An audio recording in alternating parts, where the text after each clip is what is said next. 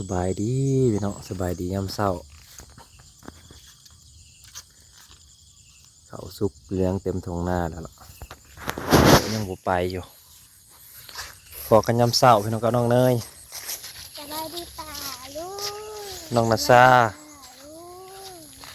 ไปตลาดน้ำบ่ทันพากันลงเที่ยงหน้าแล้วบ่มาจักเถื่อเขาเมื่อยขามันสวยเขาไปปะติคลองแล้วคลองอีกอยู่บ่มาจักเถื่อไอ้คองอะไร ท้าให้เขาคือบ่มาจักเถื่อ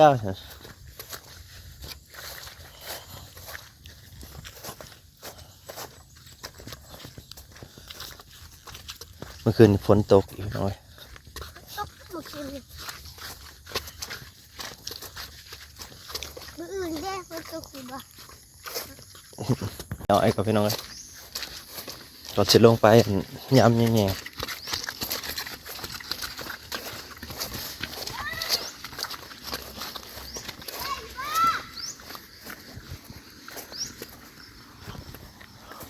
น้ำทันนี้พอดีแต่เก่า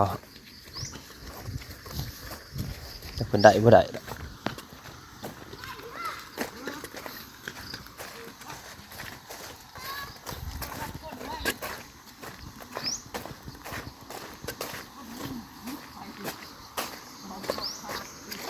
โอ้ยมันกระขาดแล้วต่อค่อยพ่อยนี่ครับดูเรื่องหัวโอ้ย ว่าจะสร้างกันอยู่ในตัวยาว ไว้ข้างตอกพ่อยเฮ้ย สองคอย หาในประมัดแล้วบัดเนี่ย หอดเลย บ่ได้กินยังเลยหายไปหมดเลยปลาลงข้างหน้าเฮาเฮ้ย ลุย ตะเวนออกแล้วพี่น้องเอ้ยตะเวนขึ้นแล้ว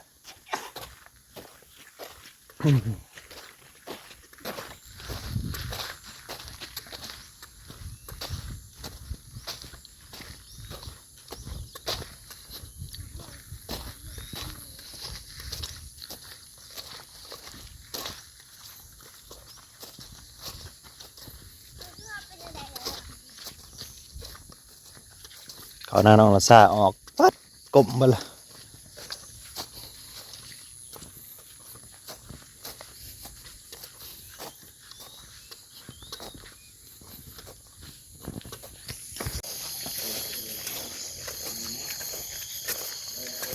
เหลืองเลยพี่น้องเหลืองเขาเฮาเบิดล่ะ เคี้ยวๆอย่างโมแมนเด้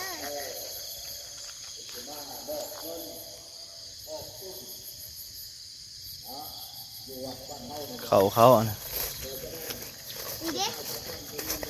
เขาจับมือ นี่เขาพี่สาวน้องลิอิดกำลังออกร่วงงามหมดละ นี่เด็กกันชื่ออะไร ขาวได้แนวมาแต่ใส่แล้ว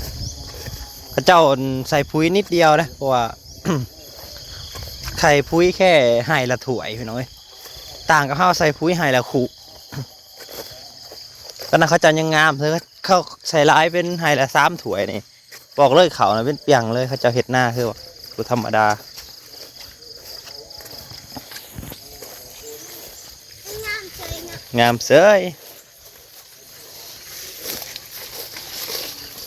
เบิ่งปูเบิ่งปลาก่อนพี่น้องเอ้ยได้ปลาเค็งปลาขออยู่บนนอกเรามาเบิ่งน้ำกันแจ้งนำต้นตาด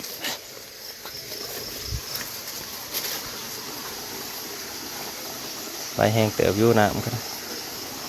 มาเบิ่งดูมันเป็นอะไรที่ปลาขอปลาเค็งอยู่บ่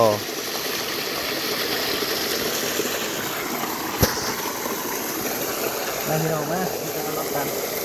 สบายดีเด้อ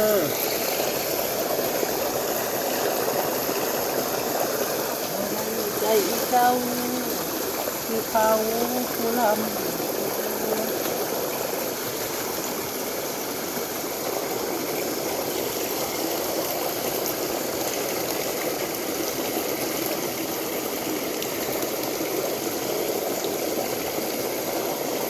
นี่ได้ครับเลย ปลาเค็งกับมี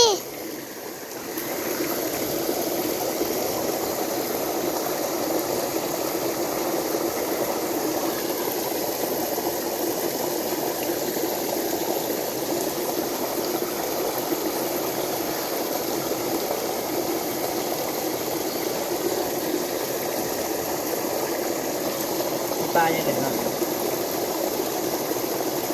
กุ้งลายเด้อ ฮะ กุ้งลาย หนึ่งลาย จับกระทากระตาจับกระตาเอาลงมา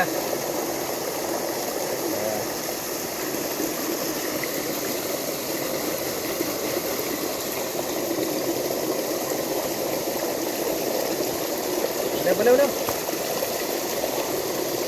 ลายทำได้ลูกนี่เดี๋ยวลายเติบได้นี่กุ้งลายกุ้งลาย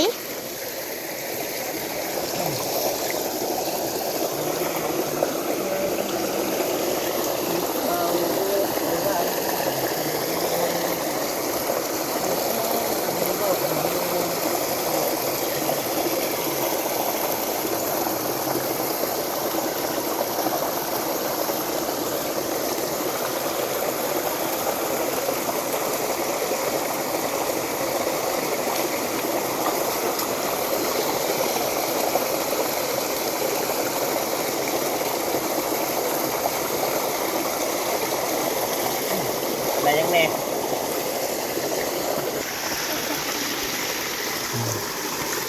กุ้งได้กุ้งได้ยังไงกุ้งได้ โอเค ปลาเค็งเก็กโต ขอหน่อยสิ ปะเดี๋ยวไปเบิ่งอยู่ให้หน้าไปเอาหอยเลย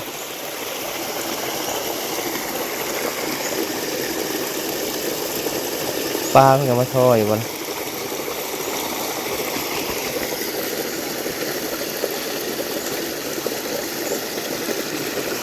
เบิดเลยแหละพี่น้องปลากับมีอยู่เมนบะจักปลาเนาะคือปลาเค็งปลายังปลายังปะไปเบิ่งอยู่ให้หน้า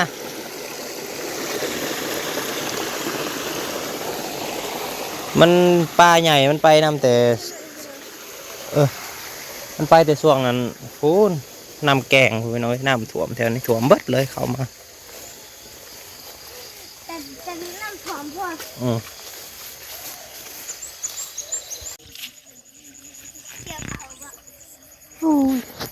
ถือออกพรรษาแล้วให้นี่ก็ซุกเป็นออกไฮลุมก็โอเคออกพรรษาแล้วเจอกันถ้าฝนบ่มามีปลาอยู่ปะ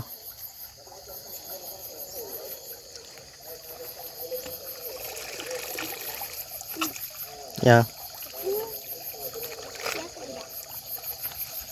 แบบคอย มาหอยเอาหอยก็เอาไปต้ม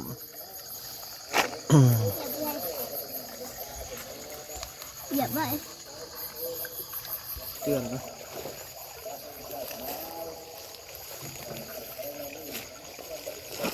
เตือนละละอูมีที่มีที่ ไม่ตกใจตินะอ้าวถูกฉันอูบ้า สละอ้อย ฉัน ก็รู้เลยสละอ้อยห่อหอยแต่มันหลายเก็บไปจมก่อยดีกว่าไม่ต้องเสียเวลาหาเก็บเอาลูกมาดูเว้ยเอาน้ำนะหอยมาเอาใหม่บอกเจองูเดี๋ยวมาหอยนะเดี๋ยวหอยเซรี่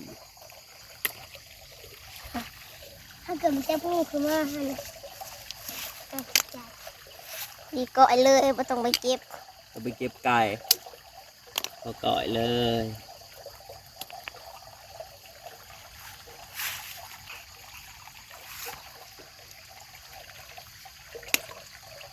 วันยังไงผิดก็ ผิดไม่เป็นตลาดคืนวันจันทร์ถ้าก็สิตีอย่างเงี้ย หอยหลายๆ เก็บพอก่อยเลยซื้อ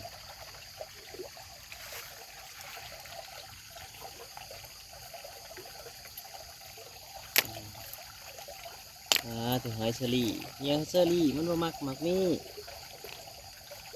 มันมีภาพอะไร เขาเนี่ยมันก็เริ่มสิสุกไปแล้วนะแต่ว่ายังเกี่ยวอยู่แต่ว่าคือว่าท่านอยู่ดอกออกพรรษาก็ดี เขาเกี่ยวเขาแล้วกับเปิ้ลว่าเราไม่ได้มันเป็นเสียง โอ้ยว่าท่านใหญ่เนาะมันเป็นใหญ่ยังไง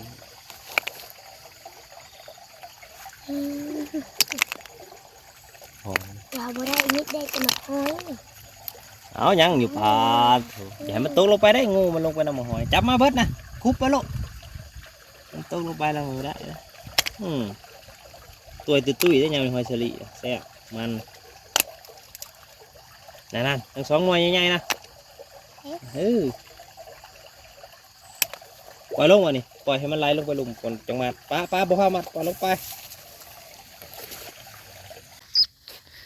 น้ำน้องเขาก็เต็มเลยพี่น้องเอ้ย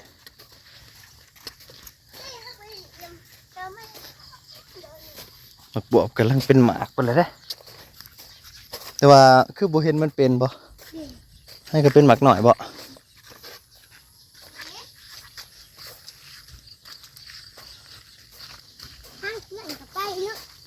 ทางกับเปื้อนพี่น้องทางไปทางมาถ้าเราบุคูนขึ้นสูงๆเห็นบ่ไม่ได้อยู่สับเป็นบอลนี่นะทางเปื่อนมาเปื่อน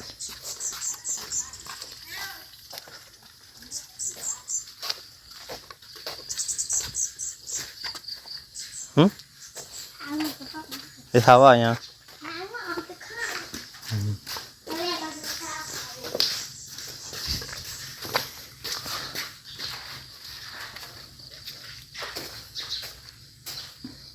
พอกันใหม่เด้อพี่น้องขอบคุณหลายที่มารับชม